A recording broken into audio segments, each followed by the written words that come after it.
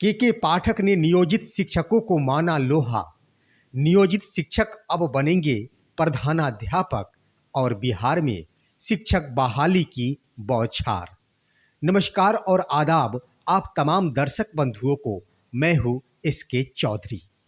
बिहार शिक्षा जगत में पहली बार किसी ने नियोजित शिक्षकों को उपेक्षा के बदले बड़ाई और टैलेंट साबित किया है, और वो कोई और नहीं, बिहार के अपर मुख्य सचिव के पाठक है। साथियों, इन तमाम बिंदुओं पर हम विस्तार पूर्वक चर्चा करें इससे पहले आप तमाम 3.5 लाख नियोजित शिक्षक बंधुओं से आग्रह है कि हमारे इस चैनल को सब्सक्राइब कर लें। साथियों, वर्षों से ये परंपरा होती आ रही है कि तमाम नियोजित शिक्षक उपेक्षा के शिकार होते आ रहे हैं। अपने विद्यालय से लेकर प्रखंड शिक्षा कार्यालय से लेकर जिला शिक्षा कार्यालय तक सभी के सभी पदाधिकारियों ने वर्षों तक तमाम नियोजित शिक्षकों को उपेक्षा करती आई है। इन तमाम नियोजित शिक्षकों में लाखों टैलेंट होने के बावजूद भी इनकी गिनती नहीं की जा रही। सिर्फ व सिर्फ विद्यालय में कार्यरत नियमित शिक्षकों को ही शिक्षक का दर्जा दिया जाता रहा, परंतु वो नियोजित शिक्षक जिन्होंने सैकड़ों की संख्या में BPSC पास कर BDO बन गए, CO बन गए, प्रोफेसर बन गए, उनकी किसी ने भी गिनती नहीं की, उनकी किसी ने भी टैलेंट की सराहना नहीं की। और जब वक्त आया, जब नियोजित शिक्षकों ने अपना जलवा दिखाया, सक्षमता परीक्षा में फॉर्म नहीं भरने की, तो तमाम पदाधिकारियों की नींद खुली। और जब इन्होंने मंथन करना शुरू किया, तब ये पता चला बिहार शिक्षक बहाली के अंतर्गत अभी तक BPSC से बहाल तमाम रिजल्टों के अंतर्गत 25% रिजल्ट सिर्फ व सिर्फ नियोजित शिक्षकों के हैं। पदाधिकारियों ने जब इस पर मंथन शुरू किया, तब ये स्पष्ट हुआ कि लगभग 15,000 नियोजित शिक्षकों ने BPSC विद्यालय अध्यापक में सफलता प्राप्त करने के उपरांत भी नवचयनित स्थलों का विद्यालय योगदान नहीं दिया। ऐसे वक्त में ही दिमाग खुलता है जब इस पर मंथन किया जाता है। जब मंथन किया गया कि जो किसी भी रिजल्ट को, किसी भी नौकरी को त्याग वही सकता है जिसमें अगली नौकरी प्राप्त करने की क्षमता होती है। मंथन के उपरांत पता चला कि नियोजित शिक्षकों में वास्तव में वैसे टैलेंट है जिसके आधार पर 15,000 नियोजित शिक्षकों ने नवचयनित विद्यालयों में योगदान करना उचित नहीं समझा और अपने पूर्व के विद्यालय में बने रह गए। अब नींद खुली है के पाठक महोदय का, जिन्होंने एक कार्यक्रम के दौरान जमकर तमाम नियोजित शिक्षकों की तारीफें की। उनका कहना था कि मैं दरभंगा के एक कार्यक्रम में जब उपस्थित था तो वहां सारे के सारे टीम नियोजित शिक्षकों की थी और उन्होंने ऐसी व्यवस्था की थी जो हमारे मन को इतना भाया कि हम उन तमाम शिक्षकों को SCERT बुलाएंगे और सम्मानित करेंगे। उन्होंने आगे ये भी कहा कि हाजीपुर के एक विद्यालय के निरीक्षण के दौरान हमने देखा कि तमाम नियोजित शिक्षक अपने कर्तव्य के बदौलत छोटे छोटे बच्चों को इस तरह शिक्षा दे रहे हैं जो नवचयनित शिक्षकों से कदापि संभव नहीं है। ये उनके अनुभव का प्रतीक है।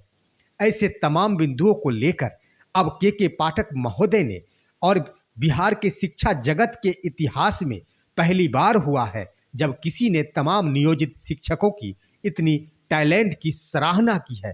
नियोजित शिक्षकों में वैसे गुण भरे हैं, वैसी एकता भरी है, वैसे टैलेंट है जो शिक्षा जगत को 2003 से लेकर 2023 तक आगे बढ़ाने का काम किया है। वक्त उस समय का है जब वर्ष 2003 में बिहार के तमाम विद्यालयों में अधिक से अधिक 2 ही शिक्षक थे। उस वक्त शिक्षा मित्रों की बहाली की गई और उन सभी ने बिहार के शिक्षा जगत की कमान संभाली। उसके बाद दिन प्रतिदिन हर साल नियोजित शिक्षकों के रूप में विद्यालय में शिक्षक आते गए और विद्यालय की स्थिति सुधरती गई। पूर्व की ये भी धारणा थी, बच्चे विद्यालय नहीं आते थे। नियोजित शिक्षकों के विद्यालय में आने का परिणाम रहा कि तमाम बच्चे विद्यालय से जुड़े और विद्यालय तक पहुंचना शुरू किए। अब वक्त आ गया है विद्यालय पहुंचने के बाद तमाम बच्चों को गुणवत्तापूर्ण शिक्षा प्रदान करना। ये तमाम विद्यालय अध्यापक और नियोजित शिक्षक मिलकर बखूबी अपनी भूमिका को निभाते हुए इसे आगे बढ़ाएंगे। इन्हीं तमाम टैलेंटों को देखते हुए अब के पाठक महोदय ने बीते शुक्रवार को एक कार्यक्रम के दौरान यह स्पष्ट रूप से अंतिम रूप से निर्णय ले लिया कि जब नियोजित शिक्षकों में इतनी टैलेंट है, आखिर नियोजित शिक्षक जो कि 15,000 की संख्या में है, उन्होंने विद्यालय अध्यापक को योगदान नहीं दिया तो आखिर वे क्या चाहते हैं। इस पर उन्होंने मंथन किया और स्वाभाविक है कि आने वाले 1 से 2 दिन अहम होंगे और तमाम नियोजित शिक्षकों के लिए खुशखबरी भरा पैगाम होगा। आखिर के पाठक के कानों तक ये बात गूंज चली कि नियोजित शिक्षक आखिर क्या चाहते हैं। इसी क्रम में उन्होंने बता दी कि 80% शिक्षकों की तैनाती राजकर्मी के रूप में अपने ही जिले में होंगे। सिर्फ 20% शिक्षकों की तैनाती रिक्ति नहीं होने के आधार पर अन्य जिलों में हो सकती है।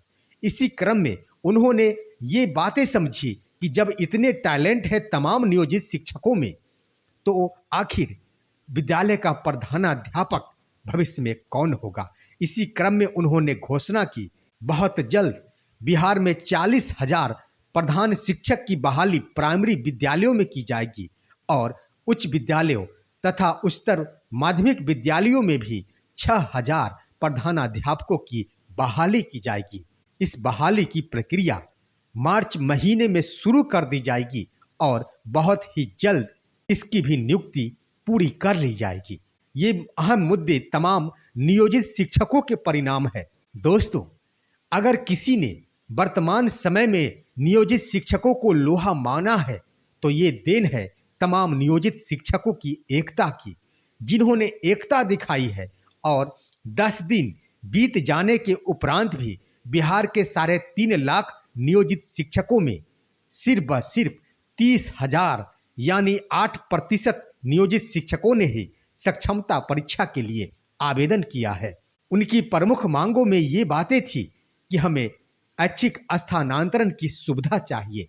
आखिर नियोजित शिक्षक जो विद्यालय अध्यापक पद पर योगदान नहीं दे रहे हैं, आखिर उनकी चाह क्या है। उनकी आशा है कि हमें उससे बेहतर चाहिए। इसी क्रम में सोचते हुए नियोजित शिक्षकों की बातें, नियोजित शिक्षकों की जीत आगे बढ़ रही है और क्रमवार तमाम नियोजित शिक्षक अपनी मंजिल की ओर पहुंचते जा रहे हैं। अब वक्त ज्यादा नहीं, बस 2-4 दिनों की रह गई है जब फ्लोर टेस्ट बिहार सरकार की हो जाएगी। उसके बाद खुशखबरी भरा संदेश तमाम नियोजित शिक्षकों के पक्ष में आएगा और जीत होगी तमाम नियोजित शिक्षकों की और जीत होगी उनके भविष्य की और जीत होगी तमाम बिहार के विद्यालयों में नामांकित तमाम छात्र छात्राओं की, जिनको 20 साल पूर्व से तमाम नियोजित शिक्षकों ने सींच कर आज बिहार के विद्यालयों को ऊंचाइयों तक पहुंचाने का काम किया है। दोस्तों, इन तमाम मुद्दों के बाद आखिर जब बिहार के सबसे बड़े शिक्षा अधिकारी ने नियोजित शिक्षकों के टैलेंट को समझ लिया है, उनको लोहा मान लिया है, तो अब वक्त आ गया है वैसे तमाम नियोजित शिक्षकों को अपना हक देने की और उन्हें उनके टैलेंट के अनुरूप सुविधा देने की। तो तमाम नियोजित शिक्षक अपनी मांगों को लेकर आंदोलन कर रहे हैं।